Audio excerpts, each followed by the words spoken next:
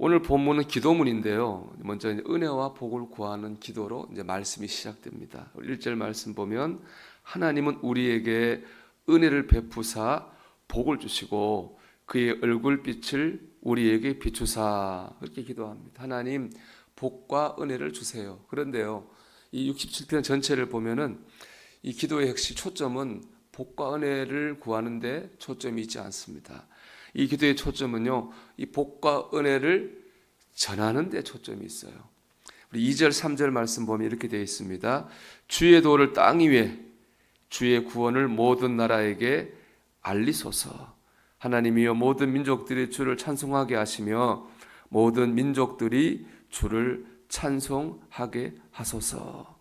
그러니까 본문에서 시편의 기자는 주님의 도와 구원을 알리기 위해서, 전하기 위해서, 그래서 모든 민족들이 하나님을 찬송하는 이 하나님의 비전이 이루어지기 위해서 하나님 내게 복과 은혜를 주세요, 그런 기도를 드리고 있는 겁니다. 이 기도가 우리에게 주는 바로 은혜와 도전이 여기 있습니다. 우리가 자녀를 키워보면은 철이 든다고 하는 거가 눈에 보입니다. 철이 안 들 때는 자기 생각만 합니다. 애들이 그런 것 같아요. 좀 자기 생각만 해요. 어릴 때는. 근데 나이를 먹으면서 이제 부모 생각을 좀 합니다. 그 이제 철이 드는 거겠죠. 이제 사람에 따라 다르겠지만 신앙생활도 마찬가지인 것 같아요. 성숙되지 못하는 신자는 늘 자기 생각만 해요. 그러니까 자기를 위해서 기도해요. 뭐 이렇게 내게 필요한 걸 구하는 일에 모든 기도의 에너지를 쓰는 거예요. 그런데 성숙한 그리스도인은 이제 하나님 아버지를 생각해요. 하나님의 뜻을 생각하고 하나님의 마음을 생각하고 하나님의 계획을 생각하게 되는 겁니다. 그래서 하나님이 뭘 원하시나, 그런 하나님 나라, 하나님께 쓰임받는 삶을 우리가 생각하게 되는 겁니다. 이렇게 보면 이 시편을 쓴 사람은 참 성숙한 그리스도인이죠. 그래서 주의 도와 구원을 전하기 위해 모든 민족들이 하나님을 찬송하기 위해서 주님 복과 은혜를 주세요, 그렇게 기도하고 있는 겁니다. 그리고 보면은 이 사람은 참 하나님께, 하나님을 전하기 위한 복을 구하고 있는 거예요. 여러분, 우리가 성숙한 그리스도인이 되길 원합니다. 오늘 이 시편의 기자처럼 물론 우리 자신을 위해 기도는 하는 거지만은 하나님이 비전을 위해서 우리가 기도할 수 있기를 원합니다. 하나님의 비전을 이루기 위해서 복과 은혜를 주세요, 이렇게 기도해야 되겠어요. 왜 그러냐 하면 우리는 이미 가장 귀하고 큰 걸 받았습니다. 베드로전서 2장 10절의 말씀 보면 이렇게 말씀해요. 너희가 전에는 백성이 아니더니 이제는 하나님의 백성이요, 전에는 긍휼을 얻지 못하더니 이제는 긍휼을 얻은 자니라 그랬어요.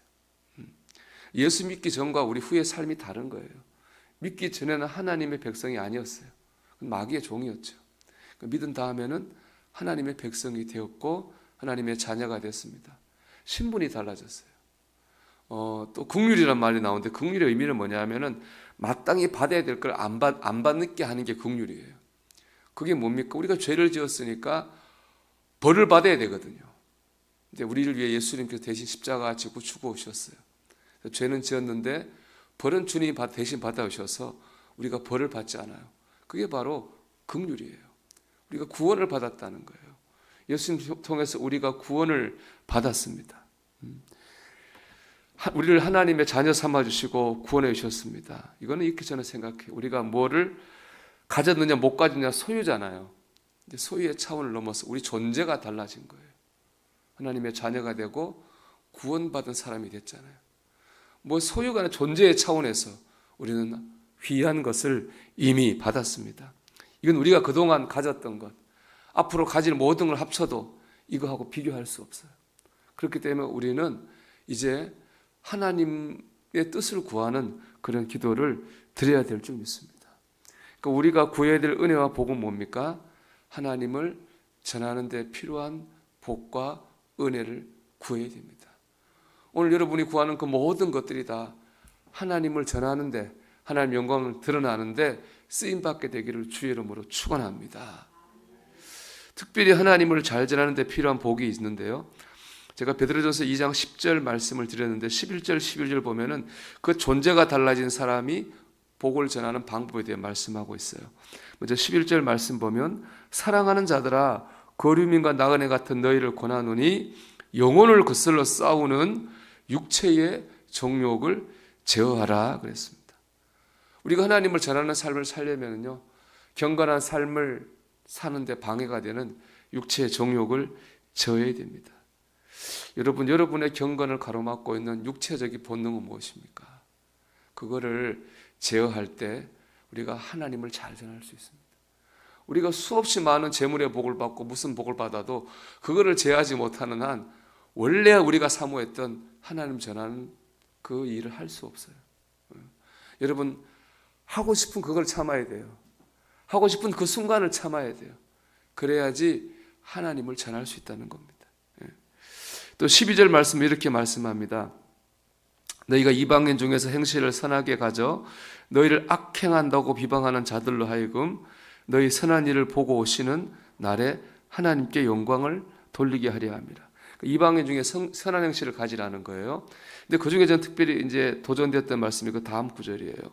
너희를 악행한다고 비방하는 자들로 하여금 너희 선한 일을 보고 오시는 날에 하나님께 영광을 돌리게 하려 합니다. 우리를 비방하는 사람들 요즘에 많습니다. 교회와 우리 기독교에 대해서 비판적 시각을 가진 시각이 적지 않습니다. 그러면 어떻게 되냐? 그런 사람들이라 할지라도 내가 사는 것을 자세히 본다면은 꼭 그런 건 아니구나. 기독교가 비판적 나쁜 거 아니구나. 믿어볼 만한 그런 신앙이구나 하는 걸 깨닫고 하나님께로 돌아오게 해야 된다는 것입니다. 여러분 이것을 위해서 우리는 복과 은혜를 구해야 됩니다. 여러분 생각해 보세요. 여러분 사는 동네에 항상 긍정적인 사람이 있어요. 두려움과 염려가 분명히 있어야 되는데 두려움과 염려 없이 사는 사람이 있어요. 그런가 하면은 항상 기뻐하고 감사하는 사람이 있어요. 잘 용서하는 사랑이 많은 사람이 있어요. 고난이 왔는데 그걸 두려워하기는 오히려 고난을 축복으로 여기는 사람이 있어요. 여러분 그런 사람이 사는 곳이라면 거기에 하나님의 영광이 나타나지 않겠습니까? 그런 사람이 사는 곳이라면 그 가정에 하나님의 영광이 나타나지 않겠습니까? 오늘 이것이 우리의 비전이 되기를 소망하고 이 비전을 이루기 위해서 하나님께 복과 은혜를 구하고 하나님의 은혜의 얼굴빛을 내게 비춰주세요.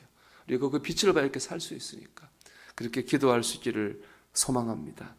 여러분 오늘도 우리가 하나님의 뜻을 이루는 성숙한 비전을 품고 그런 성숙한 기도를 드릴 수 있는 저와 여러분이 되기를 주님의 이름으로 축원합니다.